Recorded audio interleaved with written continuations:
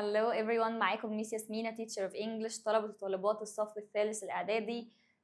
Finally ده آخر يونت معانا في المنهج أو آخر وحدة معانا، ده يونت 12 أول وحدة رقم 12، وبكده نكون خلصنا المنهج بتاعنا كله ونبدأ مراجعات بإذن الله على خير. وأتمنى من كل قلبي إن أنت تكون استفدت مني الترم ده حتى لو بمعلومة واحدة. ويلا كده نبتدي مع بعض. اليونت ده سهل وبسيط ولذيذ ككلمات وكجرامر وككل حاجة. فيلا كده نقول الدعاء مع بعض ونبدأ على طول عشان ما نضيعش وقت. اللهم لا سهل إلا ما جعلته سهلا وأنت تجعل الصعب إن شئت سهلا. بسم الله. يلا بص معايا كده، أنا عندي اليونت ده بيقول لي into the future، يعني رحلة كده للمستقبل. فتعالى، طبعا حتى الجرامر عندي بيكلمني عن الفيوتشر أو عن المستقبل، والكلمات نفس الكلام. بص معايا كده، أول كلمة عندي بتقولي cycle lane. cycle lane يعني ممر لركوب الدراجات أو ممشى للدراجات. بص كده، أنا عندي الفعل cycle بس ده verb ومعناه يركب دراجة، تمام؟ طبعا cycle ده غير recycle، احنا عارفين recycle ده يعيد تدوير شيء، إنما أنا عندي كلمة سايكل معناها يركب دراجة. فكلمة سايكل لين، أنا عندي لين يعني حارة أو ممشى أو ممر، فالاتنين على بعض معناه ممشى الدراجات أو حارة ركوب الدراجات. عندي بعد كده كلمة إلكتريك باص اللي هي حافلة كهربائية. أنا عندي باص يعني أتوبيس عادي جدا، وكلمة إلكتريك دي صفة معناها كهربي، يعني أقول لك إلكتريك باص يعني أتوبيس كهربي، إلكتريك كار سيارة كهربائية. عندي بعد كده كلمة e-sports player يعني لاعب رياضات إلكترونية. أنا عندي كلمة e-sports لوحدها يعني رياضة إلكترونية، وكلمة player طبعا معناها لاعب، فكلهم على بعض e-sports player يعني لاعب رياضات إلكترونية. بعد كده عندي كلمة assistant يعني مساعد، شخص بيساعدني في شيء ما، جاي منها الفيرب assist معناه يساعد. يعني أقول لك we should assist our mother مثلا in house، لازم نساعد مامتنا في البيت. كلمة device يعني جهاز، أي جهاز بقى، التليفون، التلفزيون، الكمبيوتر، كل دي بسميها devices أو أجهزة. أنا عندي كلمة fire fighter اللي هو رجل المطافي. كلمة fire لوحدها يعني حريقة، وبيجي معاها كلمة stop fire يعني يطفئ أو يوقف الحريقة. فكلمة fire fighter معناها رجل إطفاء. خد بالك إن fighter لوحدها معناها مقاتل أو محارب، فأنا عندي fire fighter يعني رجل المطافي. عندي كلمة robotics engineer معناها مهندس أجهزة إنسان آلي. كلنا عارفين إن كلمة روبوت دي لوحدها معناها إنسان آلي. لما حطيت ICS دي عندي بقت صفة اللي هي robotics engineer، دي معناها مهندس مختص بالروبوتات أو بالروبوتس. بعد كده عندي كلمة 3D printer يعني طبعة ثلاثية الأبعاد. احنا عارفين إن كلمة printer لوحدها يعني طابعة، وكلمة 3D يعني ثلاثي الأبعاد، اختصار 3 dimensional اللي هي شيء ثلاثي الأبعاد.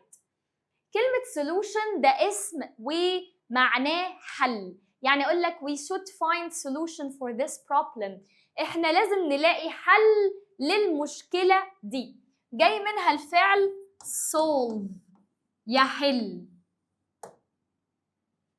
عندي كلمة temperature اللي هي درجة الحرارة، سواء بقى درجة الحرارة جو حر جو برد اسمها temperature. وكلمة virtual reality يعني الواقع الافتراضي virtual reality. تعالوا كده نحل مع بعض وبالمرة نتدرب السؤال ده بنحل ازاي. اتفقنا مع بعض اننا we translate every word وبعدين بنحل مع بعض. يعني انا الاول همسك كل كلمة ترجمها. قلنا cycle lane يعني ايه؟ قلنا حارة ركوب الدراجات. بعد كده 3D printer طابعة ثلاثية الأبعاد. temperature درجة الحرارة. firefighters رجال الإطفاء. و devices يعني أجهزة. now we are ready to solve. دلوقتي احنا جاهزين نحل السؤال. بيقول لك the space today is quite high. يعني ايه الأول كلمة quiet؟ كلمة quiet دي معناها إلى حد ما. بيقول لك الايه النهارده إلى حد ما مرتفعة. يبقى أنا عندي ايه اللي هتبقى مرتفعة النهارده؟ حارة ركوب الدراجات ولا الطابعة ولا درجة الحرارة؟ أكيد درجة الحرارة، درجة الحرارة مرتفعة، يبقى أنا عندي الإجابة هتبقى ده temperature، يبقى دي هتبقى number 1. يلا. Some space saved the young boys from the fire. خد بالك إن أنا عندي الفعل save يعني يحفظ وبيجي بمعنى ينقذ. فهنا بيقول لك هنا بيقول لك some space saved the young boys from the fire. بعض أنقذوا الأولاد الصغيرة من الحريقة. مين اللي هينقذ حد من الحريقة؟ حارة ولا طابعة temperature خلاص خدناها، ولا firefighters؟ yes رجال الإطفاء، يبقى دي هتبقى number 2.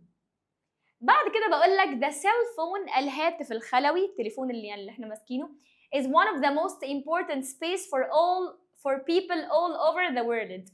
بقول لك التليفون واحد من أهم للناس حول العالم. أنا عندي خلاص temperature وخلاص firefighter، هقول حارة ولا طابعة ولا واحد من أهم الأجهزة؟ أكيد أجهزة اللي هي devices. صدقوني يا شباب everything in English depends on translation. كل شيء في الإنجليش بيعتمد على شيء واحد، الترجمة. إن أنا أبقى عارفة السؤال اللي قدامي ده بيقول إيه. بعد كده بيقول لك إيه؟ It's forbidden يعني محرم، ممنوع. It's forbidden to drive a car here. من المحرم أو ممنوع إن أنت تسوق سيارة هنا. It's إنه إيه بقى؟ طابعة ولا cycle lane حارة ركوب الدراجات؟ أكيد حارة ركوب الدراجات. لو أنا عندي ممشى مخصوص لركوب الدراجات you can't drive، ما تقدرش تسوق في المكان ده، يبقى أنا عندي ده هيبقى number 4 أو السؤال رقم 4. بعد كده عندي كلمة Arab اللي هو شخص عربي الجنسية زينا كده. عندي كلمة lane زي ما قلت لك أنا عندي lane لوحدها معناها حارة أو ممشى. طب جت معاها cycle lane يبقى حارة لركوب الدراجات. طب cycle لوحدها يركب دراجة. بعد كده كلمة e-sports الرياضات الإلكترونية. خدنا فوق e-sport player لاعب رياضات إلكترونية. كلمة hero يعني بطل، يعني والأبطال كلهم they should be brave. يعني إيه brave؟ شجاع، دي صفة. كلمة electricity خدنا منها الصفة فوق وهي electric كانت فوق معناها كهربي، إنما كلمة electricity دي noun اسم معناها الكهرباء. بعد كده عندي كلمة prediction يعني تنبؤ أو نبوءة. يعني إيه؟ حد بيقول something will happen in the future، حد بيقول حاجة هتحصل في المستقبل. طبعا العلم عند الله بس بنسميه تنبؤ. يعني أقول لك مثلا إيه؟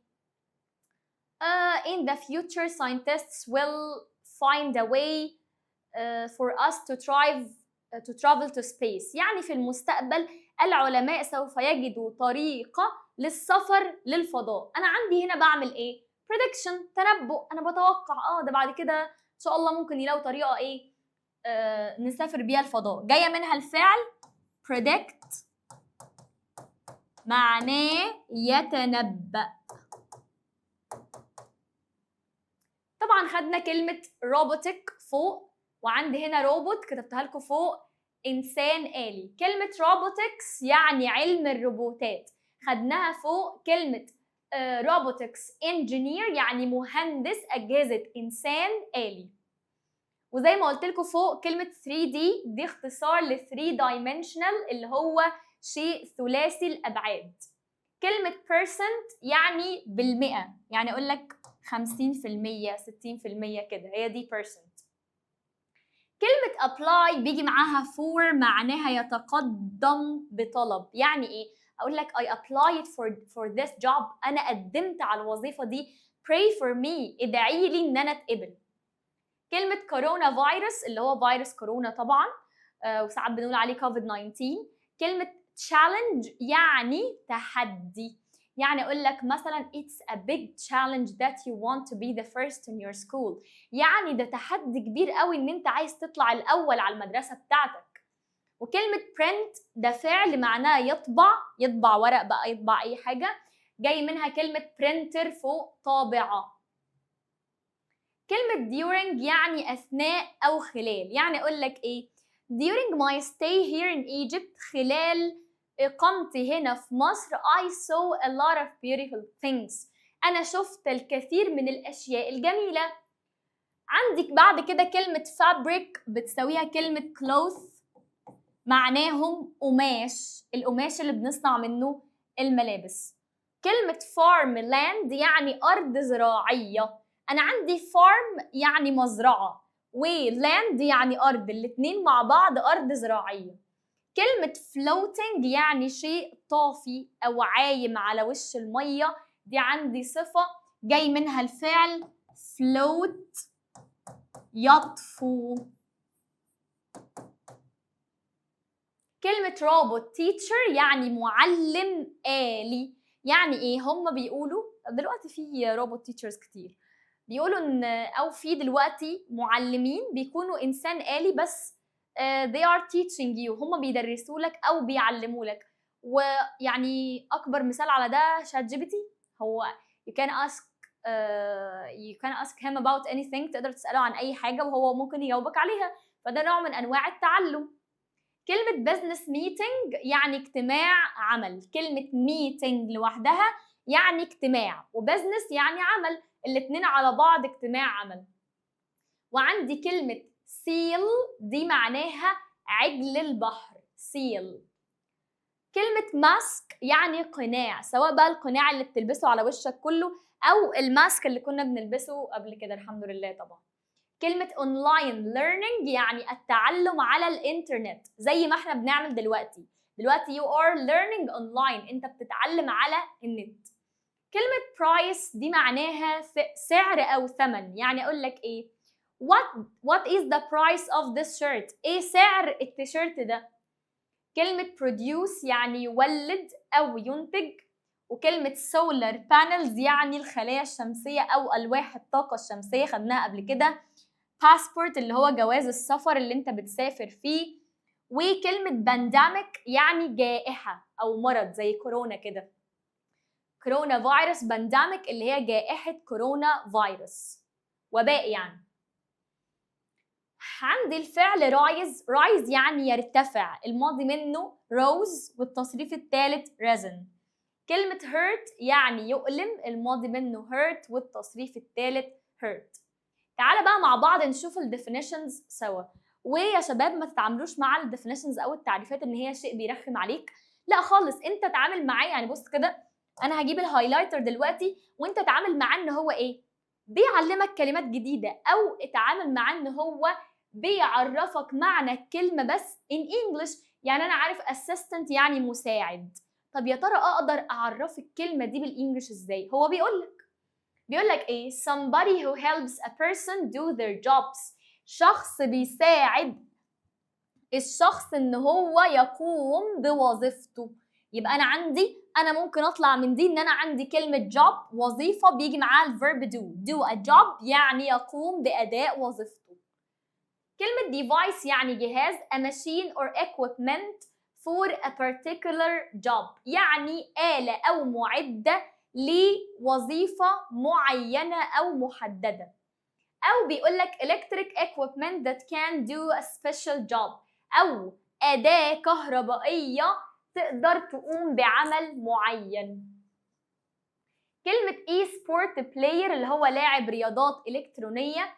a player of online video games يعني لاعب على ألعاب الفيديو اللي هي بتكون على النت زي بابجي كده. وكلمة online learning التعلم عن بعد، يعني إيه؟ أنا عندي this is online learning، أنا مش معاك في المكان بس بعلمك. education or teaching that you can have on the internet يعني التعليم اللي تقدر تحصل عليه من على النت. كلمة robotics engineer يعني مهندس أجهزة إنسان آلي. a person whose job الشخص اللي وظيفته is to design or work with robots إن هو يصمم أو يشتغل مع الإنسان الآلي. كلمة solution يعني حل. a way to deal with or answer a puzzle or a question يعني طريقة إن أنت تتعامل أو تجاوب على لغز أو سؤال، ده يعتبر حل. أو a way to solve، لسه قايلين فوق solve يعني نحل. a way to solve a problem or answer a question يعني طريقة إن أنت تحل مشكلة أو ترد على سؤال. كلمة 3D printer طابعة ثلاثية الأبعاد. a machine that can make copies of whole objects يعني آلة تستطيع إن هي تصنع نسخ من شيء معين، تطبع يعني. temperature درجة الحرارة. how hot or cold something is يعني مدى سخونة أو برودة شيء ما، دي معناها حرارة. virtual reality اللي هو الواقع الافتراضي. when a computer makes you think that you are in a real place using pictures and the sound لما الكمبيوتر بيخليك تعتقد ان انت في مكان حقيقي باستخدام صور واصوات. عارفين السينما 3D اللي هي بنحط نظارة دي والصوت بيبقى عالي وبيستخدموا الصور فتحس ان انت في المكان، هي دي بالظبط، هو ده بنسميه virtual reality الواقع الافتراضي. كلمة cycle lane قلنا حارة ركوب الدراجات. a special place where people can cycle on roads مكان مخصص الناس تقدر تسوق فيه على الطريق. كلمة feed يعني يطعم أو يأكل. to give food to a person or an animal إنك تعطي طعام لحيوان أو إنسان. بص معايا كده، عندي كلمة leave university يعني ينهي الجامعة. طبعا عندي leave يعني يترك، بس أنا عندي الكولوكيشن أو المصطلح كله على بعضه معناها ينهي دراسة الجامعة. كلمة make predictions يعني يتنبأ، فخد بالك إن predictions تيجي معاها make. وعندي make designs يعني يصمم أو يصنع تصميمات. make 3D models يعني يصنع نماذج ثلاثية الأبعاد.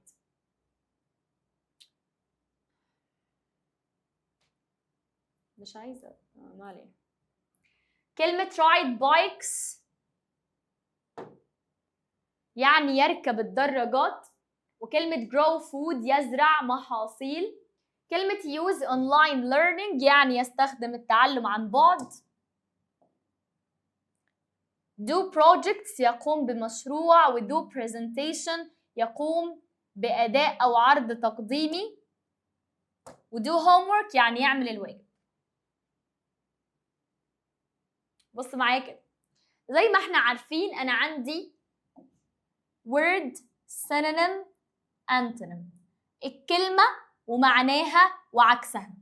كلمة advantage معناها ميزة، هي merit معناها ميزة، أو هي plus برضو معناها ميزة. طب عكسها disadvantage أو demerit الاتنين معناهم عيب، وهنزود عليهم كلمة cons. يبقى أنا عندي دول معناهم ميزة أشياء جيدة، إنما دول معناهم عيب. كلمة safe آمن هي protected آمن أو محمي. طب عكسها dangerous أو unsafe يعني خطير أو غير آمن. كلمة rise يعني يرتفع هي increase يزداد أو يرتفع. عكسها decline أو decrease ينخفض أو يقل. كلمة check هي examine أو test معناها يفحص يدقق في شيء معين. طب عكسها ignore يعني ignore يتجاهل. كلمة hurt يعني يؤذي أو يؤلم هي damage أو injure معناها يؤذي أو يؤلم برضو. طب عكسها cure يعالج، حد بيأذيني حد بيعالجني. كلمة ability يعني القدرة، هي capability يعني القدرة، عكسها خد بالك بقى inability عدم القدرة.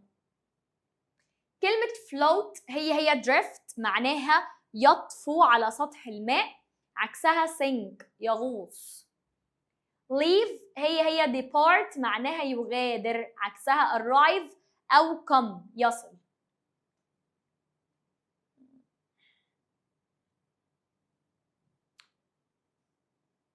اوكي بص معايا كده،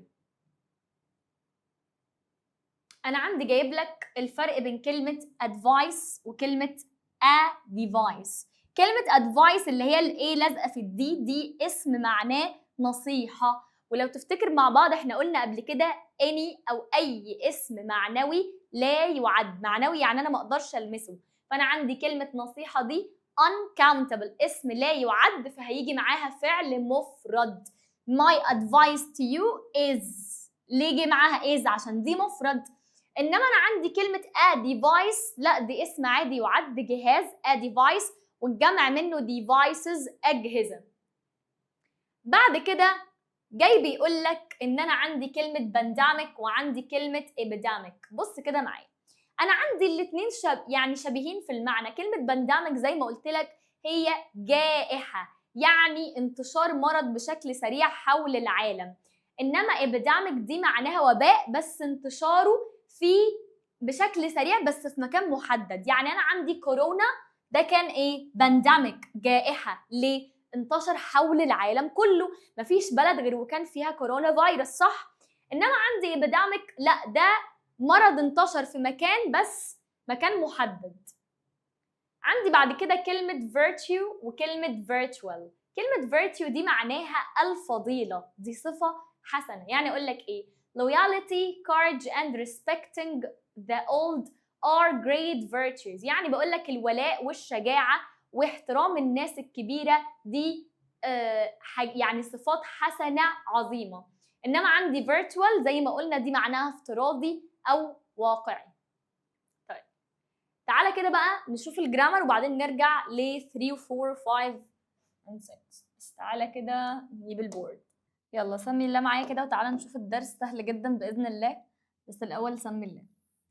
أنا الدرس ده مديك future with will.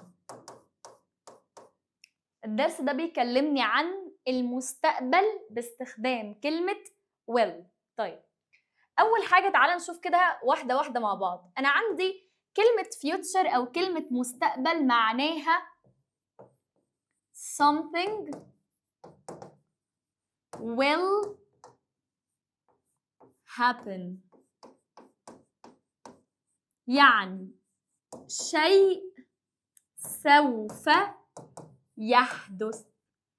أول ما أقول لك إننا هنشرح زمن الفيوتشر النهارده، يبقى أنت كده تبقى عارف إن كل كلامنا هي أشياء لسه هتحصل، لسه ما حصلتش، كل كلامنا في المستقبل. طيب زي ما أنت شايف أنا عندي بستخدم عشان أعبر عن المستقبل كلمة سوف اللي هي معناها will. طيب قال لي أول حاجة عايزاك تعرفها عن كلمة will إن هي فعل ناقص، واللي متابعني من البداية عارف لما بقول كلمة model أو فعل ناقص يعني لازم يجي بعده فعل تاني يكمله، والفعل ده يكون infinitive مصدر without any additions. زي الفعل should ده فعل ناقص صح؟ يبقى لازم يجي بعده فعل مصدر يكمله. زي كان فعل ناقص هيجي بعده فعل مصدر إلى ما آخره. يبقى أنا عندي كلمة will دي فعل ناقص، يبقى لازم يجي بعدها infinitive مصدر فعل من غير أي إضافات. عايزاك بس تفتكر معايا إن أنا عندي اختصار will هو apostrophe ll، يبقى أنا عندي اختصار كلمة will apostrophe ll. طيب وطبعا في بداية الجملة عندي بيكون السبجكت أو الفاعل. دي الطريقة اللي أنا بستخدم بيها كلمة will أو الفعل. will عشان أعبر عن الفيوتشر أو عن المستقبل.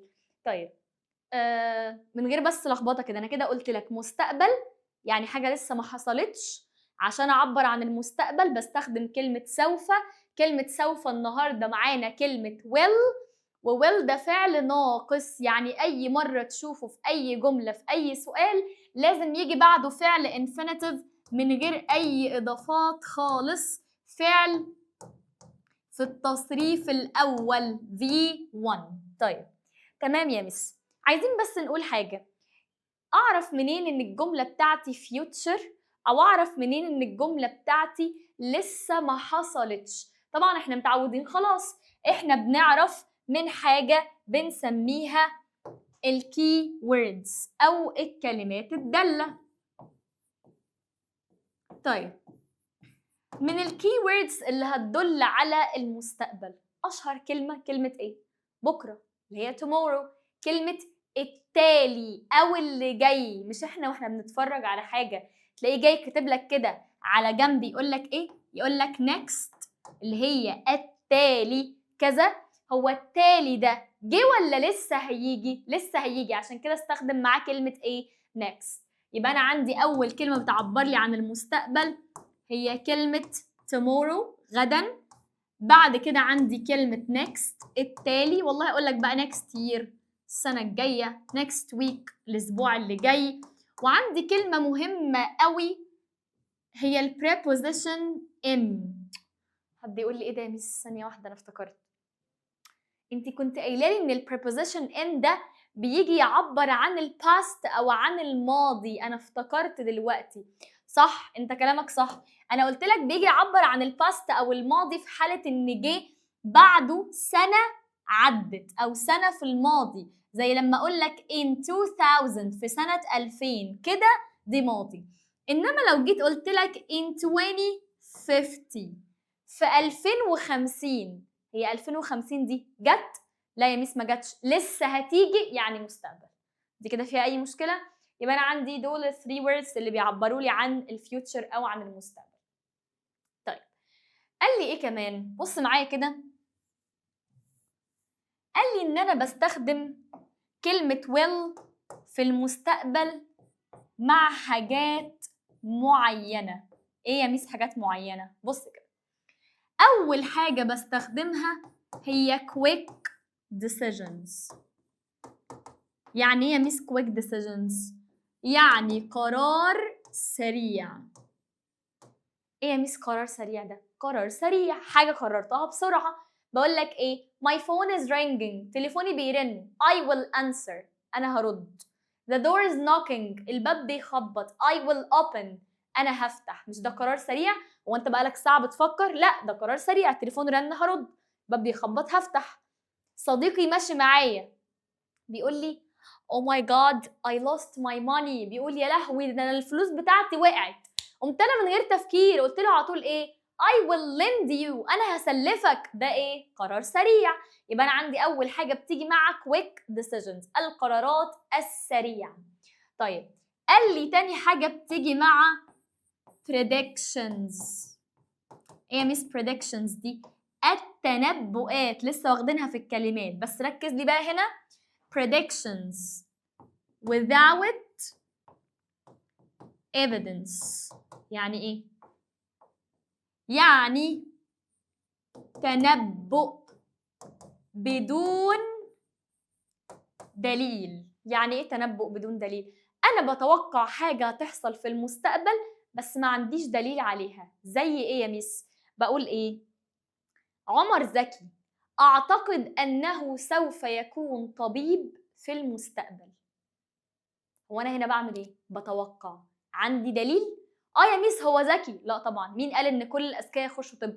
ده مش دليل. يبقى انا عندي ده ايه؟ هستخدم will لان ده تنبؤ بدون دليل. بقول ايه؟ بقول سارة جميلة، دي اول واحدة هتتجوز فينا. ده تنبؤ صح؟ عندي دليل؟ يا ميس جميلة. لا، مش كل الجميلات بيتجوزوا على طول. يبقى انا عندي ده تنبؤ بس بدون دليل، هستخدم معاه كلمة will. عندي كمان حاجة اسمها promises وحاجة اسمها threat. ايه يا ميس الكلام ده؟ كلمة promise يعني الوعد. يعني ايه الوعد؟ انا بوعد حد بحاجة. بقول لحد ايه؟ بقول لماما معلش يا ماما والله انا عارفه ان انا مش بساعدك دلوقتي، اصل انا بذاكر. اوعدك في الاجازه انا هساعدك. طبعا ده مش هيحصل، فهستخدم ايه؟ will.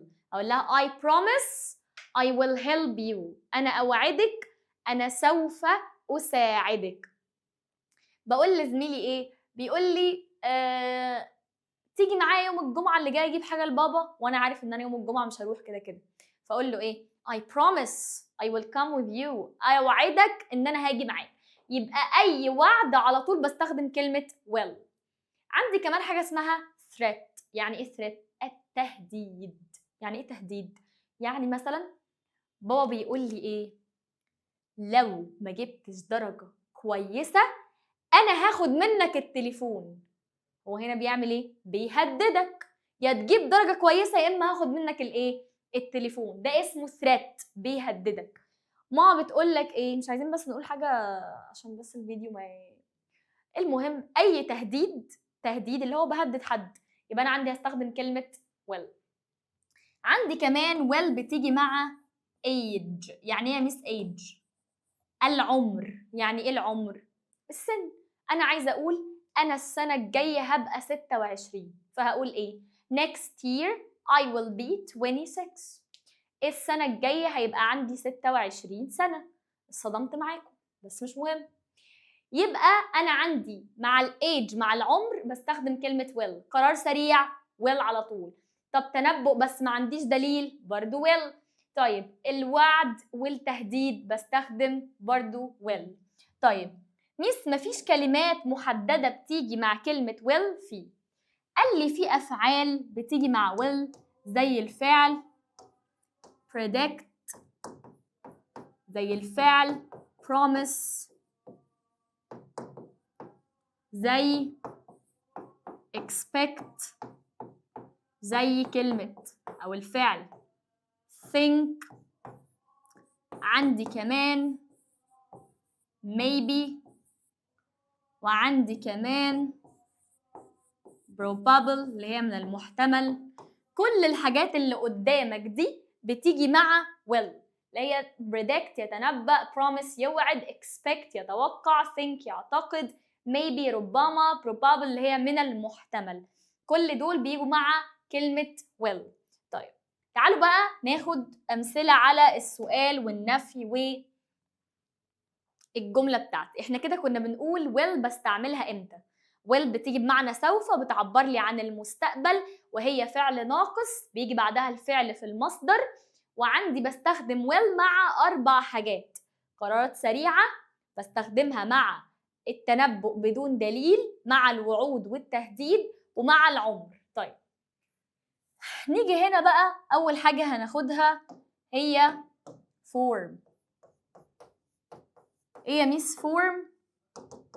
شكل الجملة بتاعتي لسه كنا كاتبينها هناك. قلنا إن أنا عندي الجملة بتاعتي subject وبعد كده will، واختصار will apostrophe ll، وده فعل ناقص يعني هجيب بعده المصدر. فأنا أقول لك إيه؟ أقول لك next year السنة الجاية إيه اللي هيحصل؟ I will be 10. ده السنة الجاية هيبقى عندي 10 سنين. ولو تاخد بالك إن أنا بعد will جبت الفعل المصدر، وده مصدر verb to be. يعني أنا عايزة أقول أنا سوف أكون 10 سنين. هو مصدر verb to be إيه؟ be، عشان كده جبته في المصدر. طب يا ميس والنيجاتيف بنفي إزاي؟ عايزة أقول نفي will. أنا عندي نفي will هي will not، أو الاختصار بتاعها want، معناها لن. عايزة أقول أنا لن أذهب للمدرسة، يعني مش هروح المدرسة. فأنا عندي كلمة لن يعني will not أو want. برضو بيجي بعدها الانفينيتيف أو الفعل في المصدر، وهنا هحط السبجكت الفاعل. يلا كده هقول لك إيه؟ I think ملك won't come tomorrow. بقول لك هنا اعتقد ملك لن تأتي غدا. خدت بالك انا عندي الفعل think جت معاه will او will not، يبقى انا عندي ادي الجمله وادي النفي. طب عايزه اعمل سؤال، بص كده، هبتدي بكلمه will اللي هي هيكون معناها هل سوف، وطالما عندي will يبقى الفعل اكيد infinitive مصدر، وهنا السبجكت او الفاعل. فانا هقول لك ايه؟ will you come to school tomorrow؟ هل سوف تأتي للمدرسة غدا؟ وهجاوب يا اما بيس يا اما بنو. ادي اهو الدرس بتاع will، درس سهل جدا جدا ما فيهوش اي حاجة. تعالى نشوف الحل كده مع بعض، علشان كمان مديني ability in the future، يعني التعبير عن القدرة في المستقبل. تعالى بس نشوف ده. هو هنا عامل التدريبات على ability in the future. ماشي، طيب تعال نشرحها بالمرة عشان نحل على الاتنين. بص معايا كده،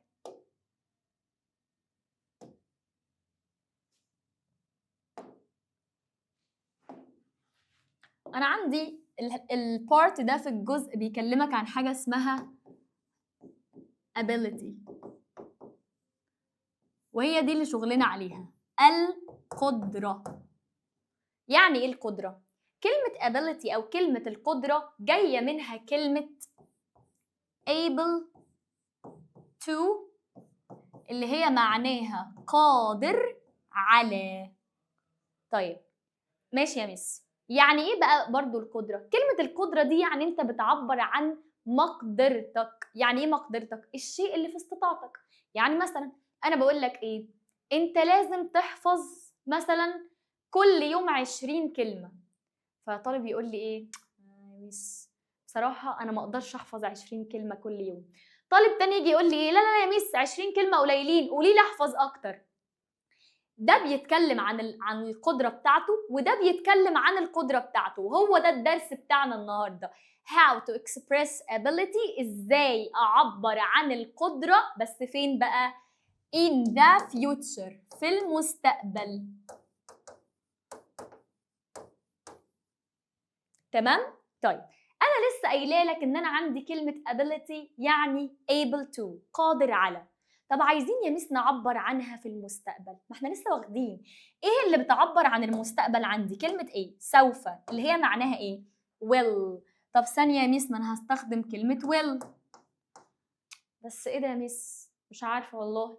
المفروض will بيجي بعدها الفعل في المصدر، في حاجة اسمها will able to؟ لا، عايزة اجيب فعل في المصدر، يبقى هقول will be able to وبعدها الانفينيتيف المصدر، وهنا طبعا هبدأ بالسبجكت. يعني هقول لك ايه؟ هقول لك he will be able to speak English in the future. هو سوف يكون قادر على تحدث اللغة الإنجليزية في المستقبل. أنا هنا بعبر لك عن ايه؟ أنا بعبر لك عن قدرة شخص ما فين؟ في المستقبل. يعني مثلا أنا بدأت كورس إنجليش مثلا، فقلت ايه؟ أنا السنة الجاية زي دلوقتي أنا هبقى قادر إن أنا أتكلم إنجليش. فأنا هقولها إزاي؟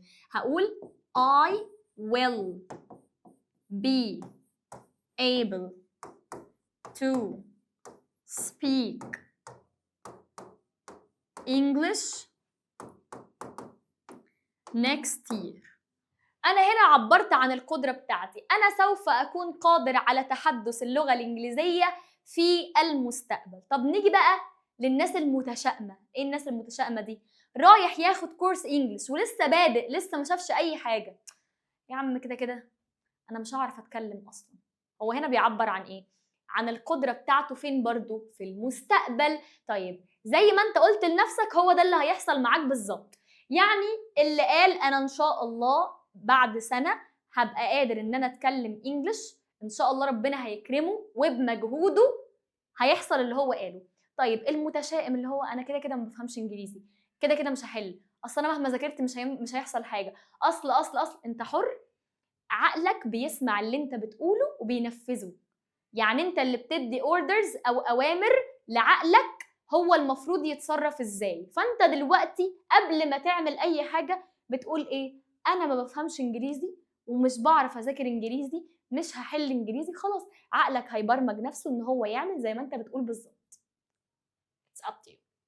طيب هنا بقى ده كله ازاي انفي قدرتي في المستقبل؟ سهله جدا يا مس. هننفي will، صح ولا مش صح؟ يعني اهو بص كده، اديني هكتب ادي السبجكت او الفاعل، وبعدها بدل will سوف تبقى want او will not، وبعدها be عادي جدا able to، وادي الانفينيتيف او الفعل في المصدر. يعني يلا نفس الجمله هقول لك ايه؟ I will not، بص كده، او I won't be able to speak English in the future. أنا لن أستطيع تحدث اللغة الإنجليزية في المستقبل. يبقى أدي الطريقة علشان أعبر عن ability القدرة، بس فين؟ in the future في المستقبل. أنا هنا I combined two things together. أنا دمجت حاجتين مع بعض، كلمة able to اللي هي معناها قادر على، وكلمة will اللي هي بتعبر لي عن المستقبل. بقت will be able to قادر على، want to be able to غير قادر على. يلا بقى نرجع نحل. جاي هنا بيقول لك ايه؟ by 2100 قبل سنة 2100 95% of people space in tall buildings. 95% من الناس حاجة في مباني طويلة. ده ايه؟ تنبؤ في المستقبل. I don't have any evidence. يبقى أنا هستخدم كلمة ايه؟ will. يبقى أنا هقول 95% of people will، وطبعا المصدر will live in a tall buildings، هيعيشوا في مباني طويلة، عماير يعني. بيقول لك what space the weather be like tomorrow. بيقول لك، عايز يقول لك الطقس بكره سوف هيكون عامل ازاي. طب انا عندي كلمه tomorrow تبقى are ولا تبقى will؟ اكيد will. what will the weather، وخدت بالك جاي بعدها ايه؟ be المصدر. تاليا speaks Japanese. تاليا بتتحدث اللغه اليابانيه. so she space to apply for the job in Tokyo. طيب فعايز يقول هي سوف تكون قادرة على ان هي تقدم على وظيفة في طوكيو. يبقى انا هقول ايه؟ بص كده الإجابة هتبقى will. ها انا ينفع عندي will اجيب بعدها able ولا لازم اجيب بعدها be؟ يبقى will be able. يبقى انا اهو ازود كلمة be، سوف تكون قادرة على، ادي اهو will be able. بيقول لك حمدي can't find his passport. حمدي مش قادر يلاقي جواز السفر بتاعه. He spaced to travel to the business meeting in England tomorrow.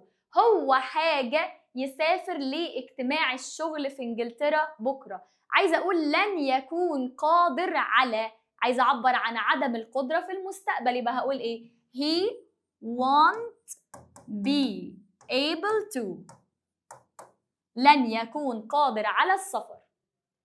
نوال hopes that she will be able to space as an engineer when she's older.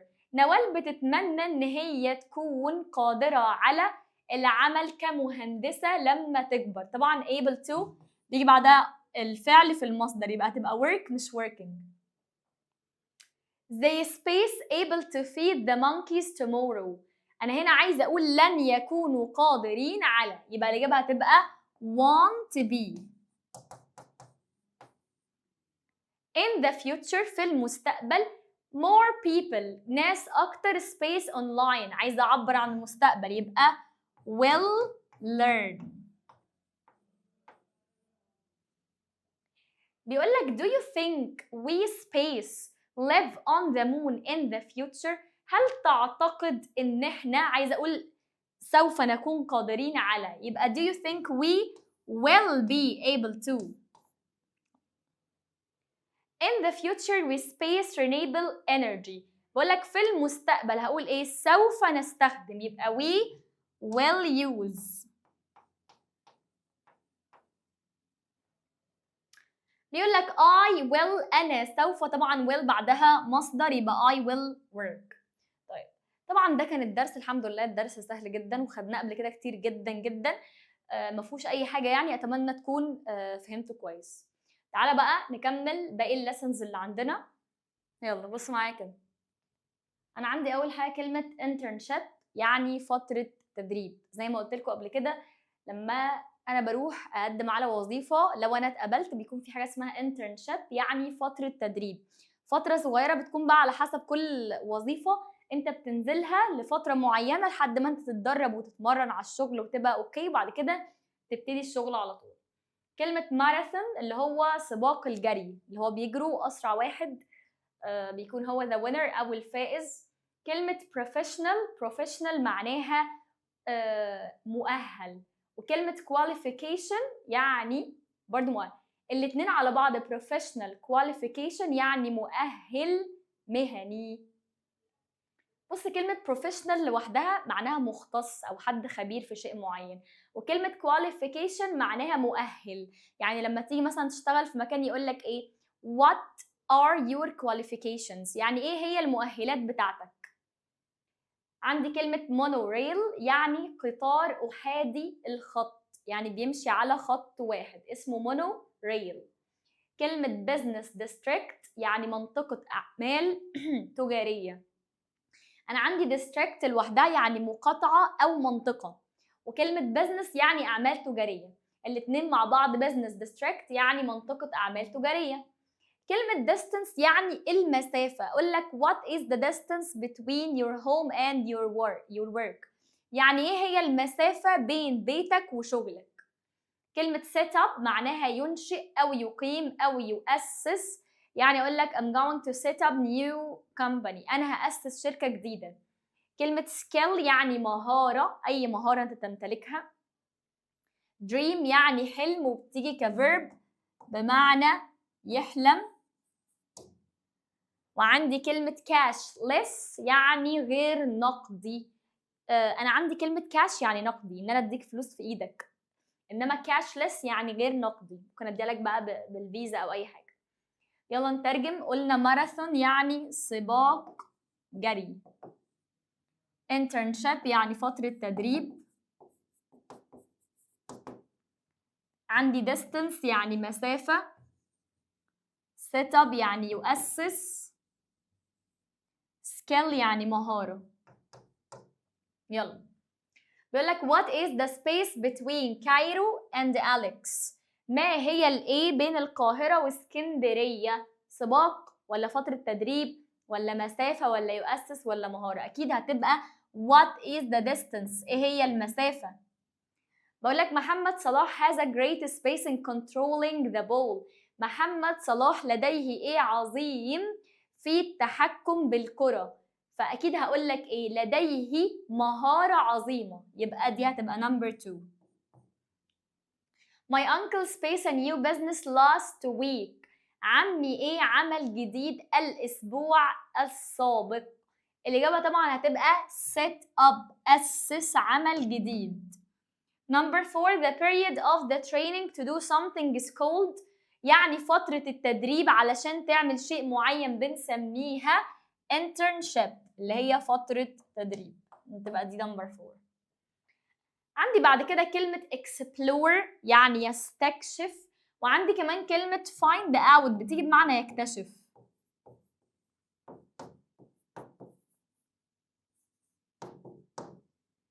كلمة goal يعني هدف، وبيجي معاها كلمة score يعني يحرز. وعندي كمان كلمة achieve يعني يحقق. كلمة improve يعني يحسن، يعني يقول لك you should improve your language، لازم تحسن اللغة بتاعتك. online course يعني دورة تدريبية على الانترنت، online لوحدها يعني على الانترنت، وكورس يعني دورة تدريبية. كلمة accountant دي وظيفة اللي هي وظيفة المحاسب. كلمة ambitions يعني طموحات، أحلامك في الحياة what you want to be.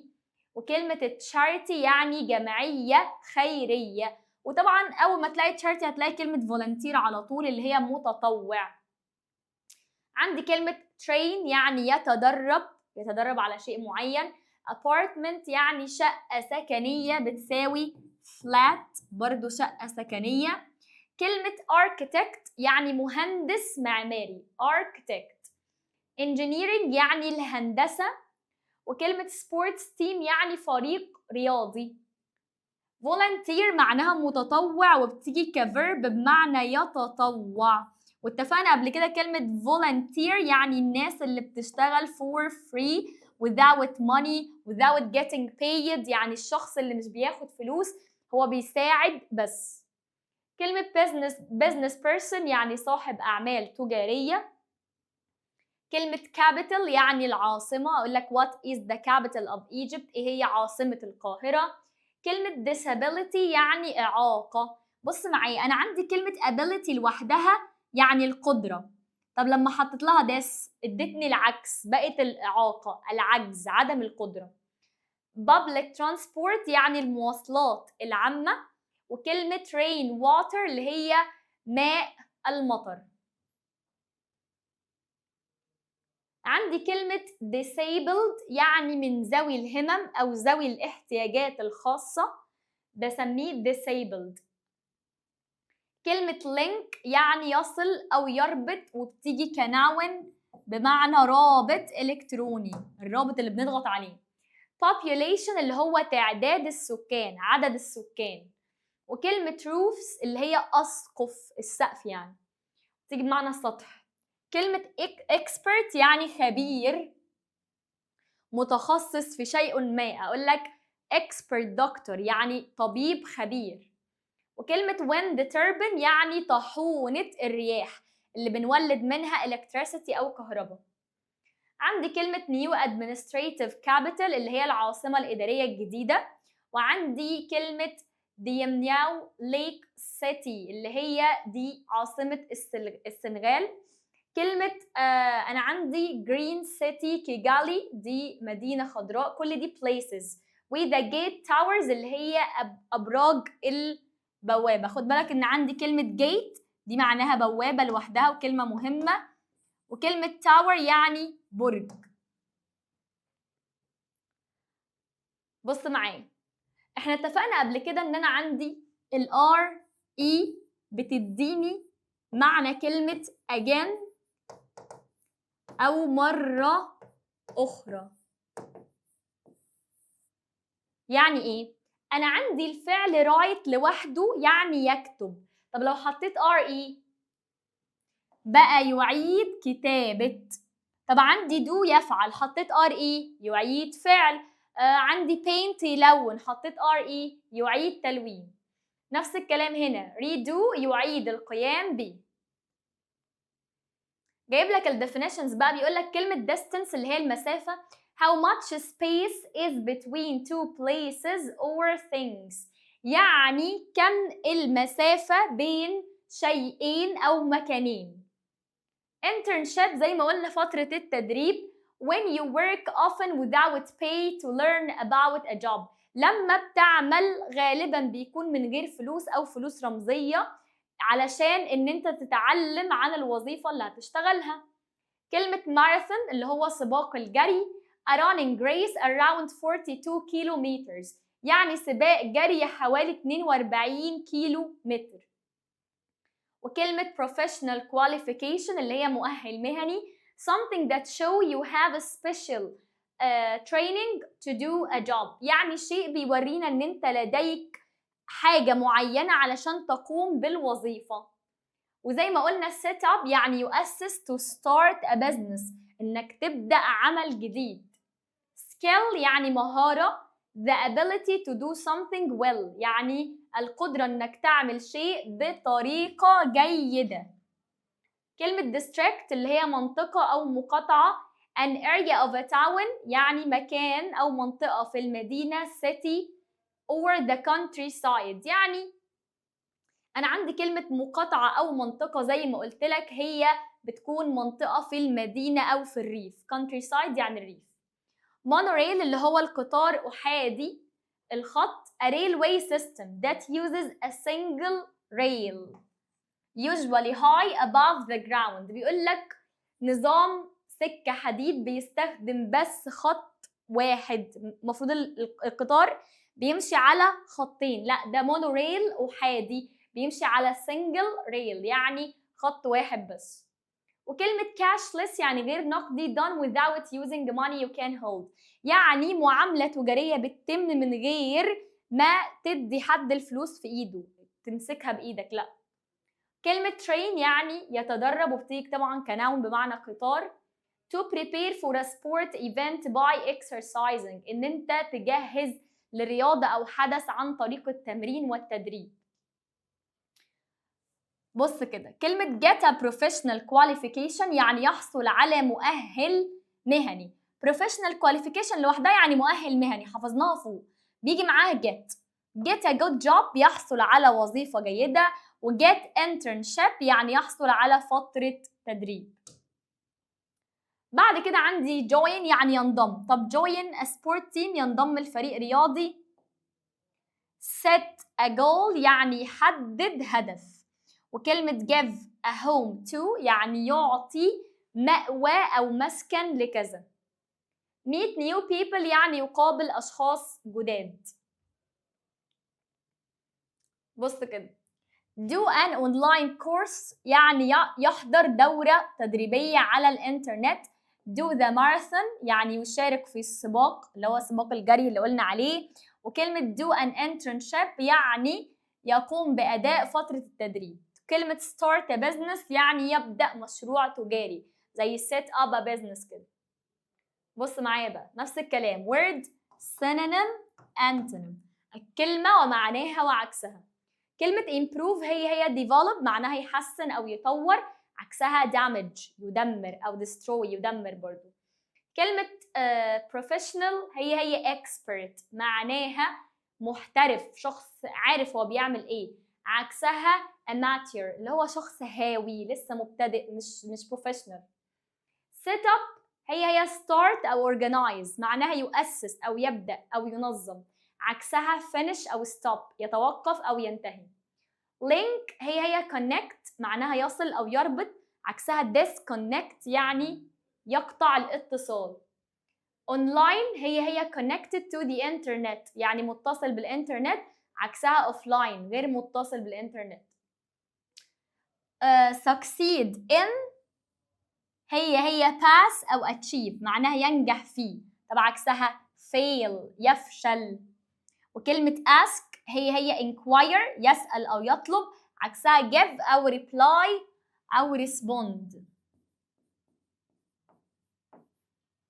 طيب ده كان 3 و 4. تعالى كده نشوف آخر 2 lessons عندنا. عندي كلمة definitely يعني بالتأكيد، حاجة أنا متأكد منها. definitely I'm gonna do my homework، بالتأكيد أنا هعمل الواجب.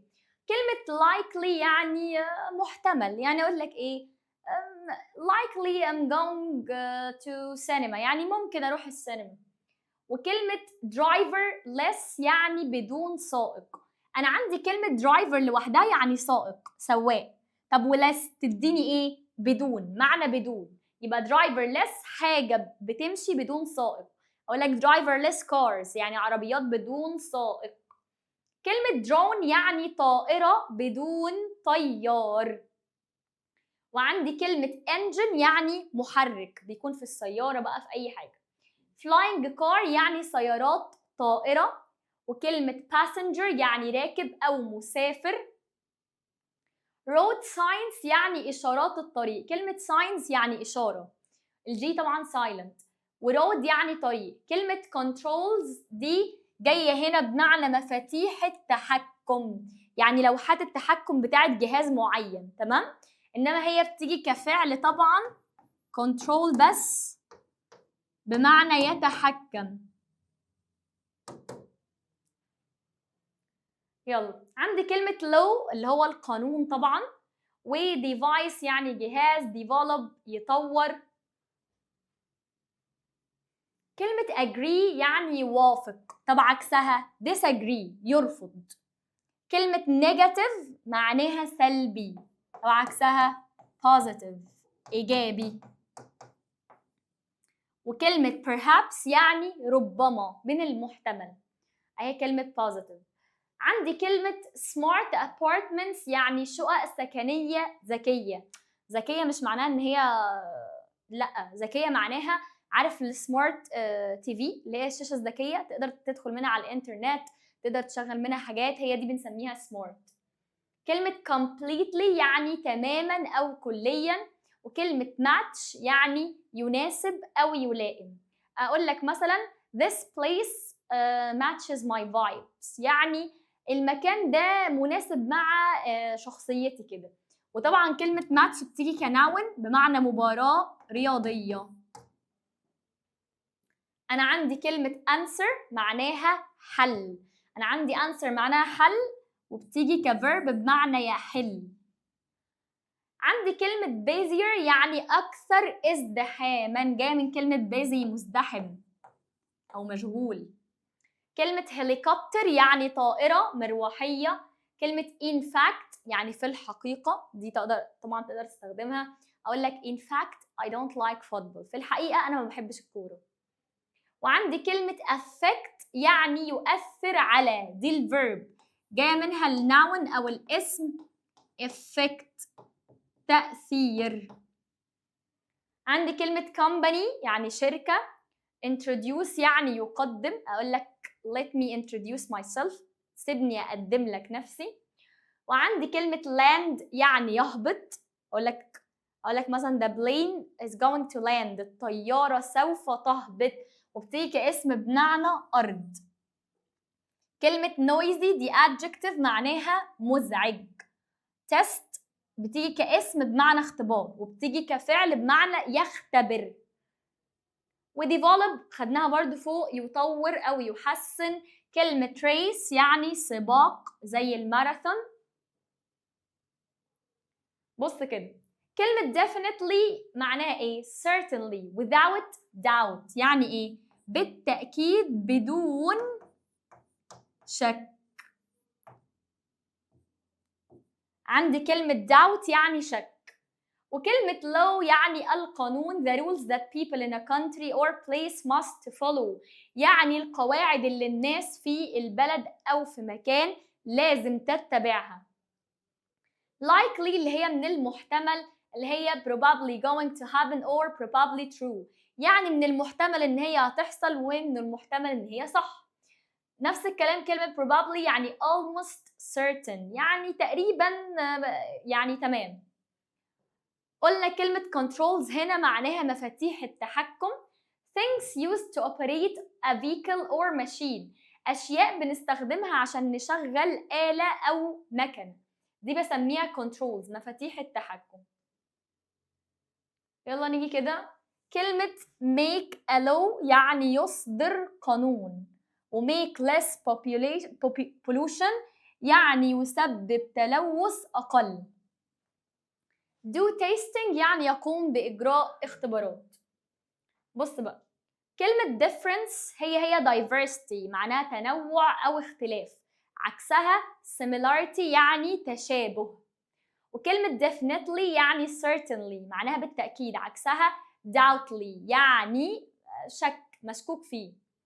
land يعني come down يعني يهبط، عكسها take off يعني يقلع تطلع لفوق. agree هي accept يوافق، عكسها disagree أو refuse يرفض. ده كده كان آخر بارت عندي في اليونت ده لذيذ وسهل يعني، حتى ما خدش مننا وقت كتير، والكلام بتاعته لذيذة هتلاقيها كلها متكررة. that was the end. دي كانت آخر حاجة عندنا في المنهج زي ما قلت في أول الفيديو. أتمنى تكونوا استفدتوا. وعايزه اقول حاجه يمكن ملهاش علاقه بالمنهج قوي، بس ليها علاقه بيك انت كشخص، و it's up to you طبعا، كل واحد حر في الاخر. يعني في ناس literally ما عندهاش شجاعه ان هي لو انا مش عاجبني الشخص اللي قدامي، او لو انا مش عاجبني المحتوى اللي قدامي، لو انا مش عاجبني اي حاجه، بس you can avoid it، تقدر ان انت تتجنبها، صح ولا مش صح؟ ده ليك انت، يعني ده ليك انت كشخص دلوقتي شخصيته بتتبني. ف كده يعني life will teach you، الحياة هتعلمك ان مفيش كل حاجة بتمشي على مزاجك، فحاول دايما تكون شخص لطيف، يعني فاهم؟ وحاول دايما تكون شخص مراعي وتقدر اللي قدامك.